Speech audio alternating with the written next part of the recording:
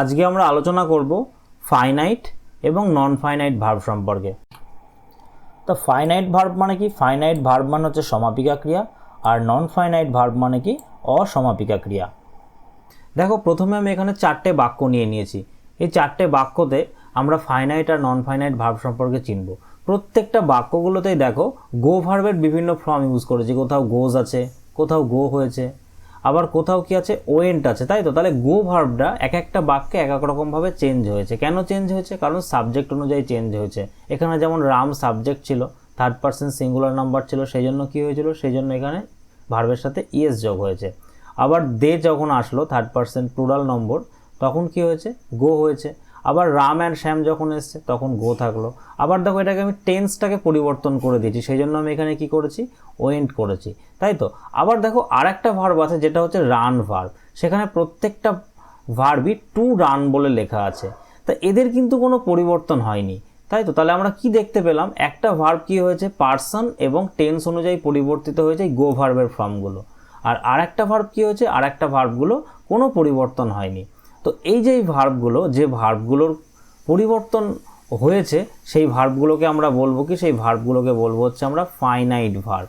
আর যে ভার্বগুলোর কোনো রকম পরিবর্তন হয়নি, নাম্বার, পার্সন, সাবজেক্ট সেই অনুযায়ী কোনো পরিবর্তন হয়নি, সেই ভার্বগুলোকে আমরা বলবো হচ্ছে নন ফাইনাইট ভার্ব। ঠিক আছে, চলো এই ভার্বের এবার ডেফিনেশনগুলো আমরা দেখে নিই। দেখো, ফাইনাইট ভার্ব কাকে বলে? ফাইনাইট ভার্ব হচ্ছে যে ভার্ব সাবজেক্ট এবং টেন্স অনুযায়ী পরিবর্তিত হয়, সেটাই হচ্ছে ফাইনাইট ভার্ব, তাই তো? এই যে এখানে গো ভার্বগুলো তোমরা দেখতে পেলে, গো ভার্বের বিভিন্ন রূপগুলো, কোথাও গোজ, গো, ওয়েন্ট, এগুলো হচ্ছে প্রত্যেকটাই ফাইনাইট ভার্ব, অর্থাৎ যেগুলোকে আমি লাল করে রেখেছি।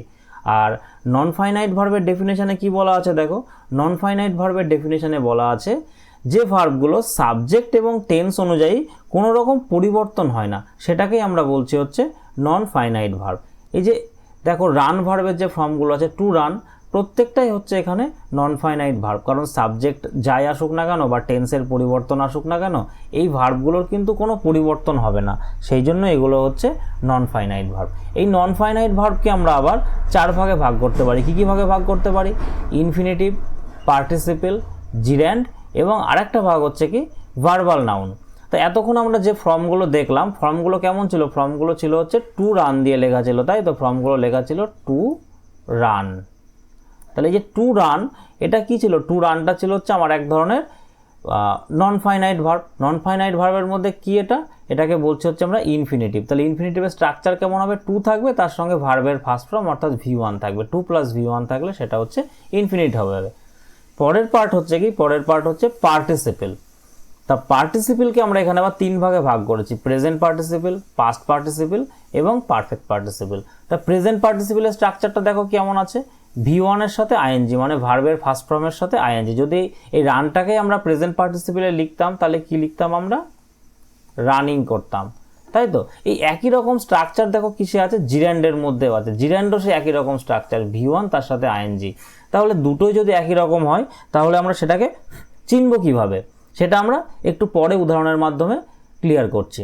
এবার পরেরটাই দেখো কি আছে? পরেরটাই দেখো আছে পাস্ট পার্টিসিপেল। পাস্ট পার্টিসিপেল কেমন হবে? ভার্বের থার্ড ফর্ম অর্থাৎ পাস্ট পার্টিসিপেল ফর্ম হবে, টি, ইডি, ইএন এইরকম ফর্মগুলো যোগ হবে। আর একটা হচ্ছে কি? আর একটা হচ্ছে পারফেক্ট পার্টিসিপেল। পারফেক্ট পার্টিসিপেলের স্ট্রাকচারটা কেমন থাকবে? হ্যাভিংয়ের সঙ্গে ভার্বের থার্ড ফর্ম যুক্ত হবে। আর লাস্ট যে ফর্মটা দেখলাম সেটা হচ্ছে কি? Verbal noun. ভার্বাল নাউন কি হচ্ছে? প্রথমে একটা দি থাকবে, তারপরে ভার্বের ফার্স্ট ফর্মের সাথে আইএনজি বসবে এবং লাস্টে অফ বসবে। মানে অনেকটাই জির্যান্ডের ক্ষেত্রে বা প্রেজেন্ট পার্টিসিপেলের ক্ষেত্রে যেমন আমরা দেখেছিলাম ভার্বের সাথে আইএনজি, এটা ঠিক সেই রকমই হবে, কিন্তু এর একদিকে দি এবং একদিকে অফ থাকবে। এবার চলো কয়েকটা উদাহরণের মাধ্যমে আমরা বিষয়টা বুঝে নিই। দেখো, এখানে কতগুলো উদাহরণ নিয়েছি। যেগুলো হলুদ করা আছে সেগুলো প্রত্যেকটাই হচ্ছে একটা নন ফাইনাইট ভার্ব, আর যেগুলো লাল করা আছে সেগুলো প্রত্যেকটা হচ্ছে ফাইনাইট ভার্ব। তো প্রথম বাক্যটাই কি আছে? আই লাইক টু রান, আমি দৌড়তে পছন্দ করি। তো এখানে লাইকটা তো ফাইনাইট ভার্ব, কারণ এই যে আই সাবজেক্ট অনুযায়ী এখানে লাইক হয়েছে। যদি হি হতো তাহলে কি হতো? তাহলে এখানে লাইকস হতো। তো টু রান, আমরা এখনই কি শিখলাম? ইনফিনিটিভ কেমন দেখতে হয় বলো? হ্যাঁ, 2 + V1, এটা হচ্ছে ইনফিনিটিভ হলো। পরের সেন্টেন্সটাই দেখো কি আছে? পরের সেন্টেন্সটাই দেখো আছে কি? It is a running train. এই যে ট্রেনটা কেমন? ট্রেনটা হচ্ছে রানিং। তাহলে এটা কি? এটা জির্যান্ড নাকি পার্টিসিপেল? তা এটা তো আমরা দেখে বুঝতে পারছি হয় এটা প্রেজেন্ট পার্টিসিপল হবে, না হলে জিরান্ড হবে। কিন্তু আমরা কিভাবে বুঝবো? দেখো এইখানে ট্রেনটা কি করছে? ট্রেনটা হচ্ছে একটা নাউন এবং ট্রেনটার কন্ডিশনটা বোঝাচ্ছে। ট্রেনটা কেমন?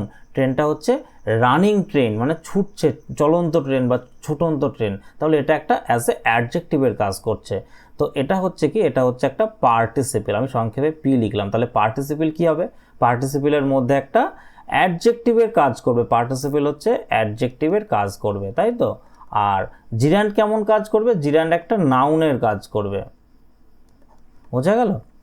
এবার তৃতীয় সেন্টেন্সটা দেখে নিই। তৃতীয় সেন্টেন্সটাই কি আছে? Running is a good habit. তাহলে এখানে দেখো রানিং, এটাও তো একটা নন ফাইনাইট ভার্ব, কিন্তু নন ফাইনাইট ভার্বের মধ্যে এটা কিন্তু জিরান্ড, এটা কিন্তু পার্টিসিপল হলো না। কেন পার্টিসিপল হলো না? কারণ এটা কোনো অ্যাডজেক্টিভের মতো কিন্তু কাজ করলো না, এটা একটা বাক্যের সাবজেক্ট হিসাবে ইউজ করা হয়েছে, তাই তো। দেখে অনেকটা নাউনের মতো লাগছে এবং এটা একটা নাউনের কাজ করছে এবং এটা একটা বাক্যের সাবজেক্ট।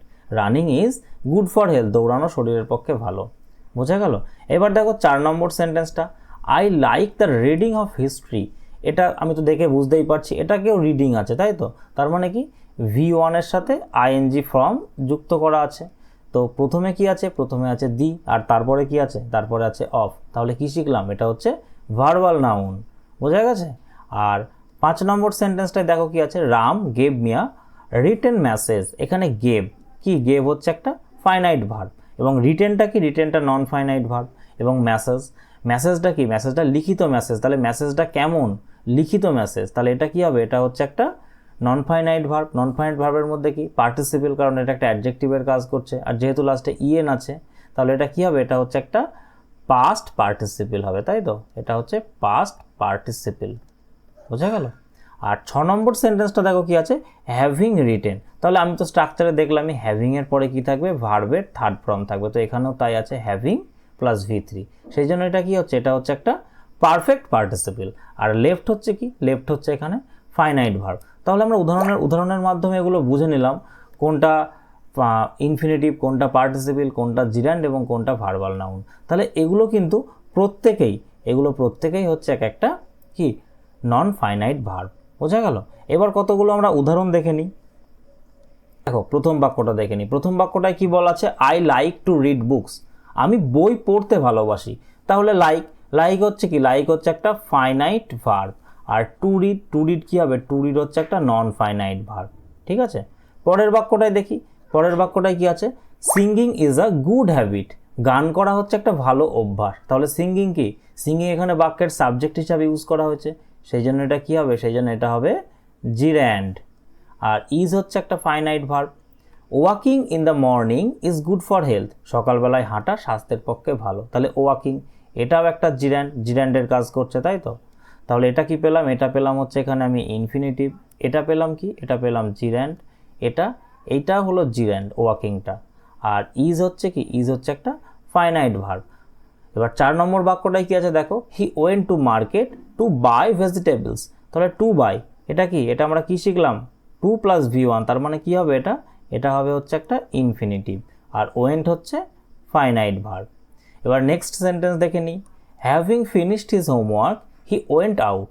তাহলে হ্যাভিং ফিনিশড, হ্যাভিং এর পরে V3, কার স্ট্রাকচার মনে হচ্ছে এটা?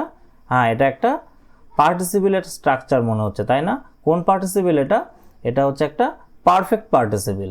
আর ওয়েন্ট কি হবে? ওয়েন্ট হচ্ছে এখানে একটা ফাইনাইট ভার্ব। সেই জন্য আমি এটা কি লিখলাম? হচ্ছে এটা পারফেক্ট পার্টিসিপল। পরের সেন্টেন্স দেখি 6 নম্বর সেন্টেন্সটা, he saw a man running on the road. তাহলে স হচ্ছে কি? স হচ্ছে এখানে ফাইনাইট ভার্ব। আর এই যে রানিং অন দ্য রোড, এই রানিংটা কি হবে? দেখো তো, আমরা তো এইরকম নন ফাইনাইট ভার্বের সঙ্গে কিন্তু আমরা পরিচিত হইনি, তাই তো। তাহলে লোকটা সে কি দেখেছিল? লোকটাকে রাস্তা দিয়ে দৌড়তে। তাহলে এটা হচ্ছে একটা প্রোগ্রেসিভ অ্যাকশান, মানে যখন দেখেছিল সে তখন রাস্তা দিয়ে দৌড়চ্ছিল। এরকম প্রোগ্রেসিভ অ্যাকশানগুলোকে আমরা পার্টিসিপলের মাধ্যমেই বোঝাই। তাহলে এটাও হচ্ছে একটা পার্টিসিপল। কি পার্টিসিপল? এটা হচ্ছে একটা প্রেজেন্ট পার্টিসিপল। বোঝা গেল? আর 7 নম্বর সেন্টেন্সটা, টু লার্ন। তাহলে 2 প্লাস V1, এটা কিসের স্ট্রাকচার হচ্ছে? ইনফিনিটিভের স্ট্রাকচার। এবং এটাকে আমি ইনফিনিটিভকে এখানে সাবজেক্ট হিসাবে ব্যবহার করেছি। তো আশা করি এই ভিডিওটার মাধ্যমে তোমরা বুঝতে পেরেছো। তো দেখা হবে পরের ভিডিওতে পার্টিসিপল, জিরান্ড এবং ইনফিনিটিভ এবং ভার্বাল নাউন সম্পর্কে আরও বিস্তারিত আলোচনা নিয়ে পরের ভিডিওতে আবার দেখা হবে।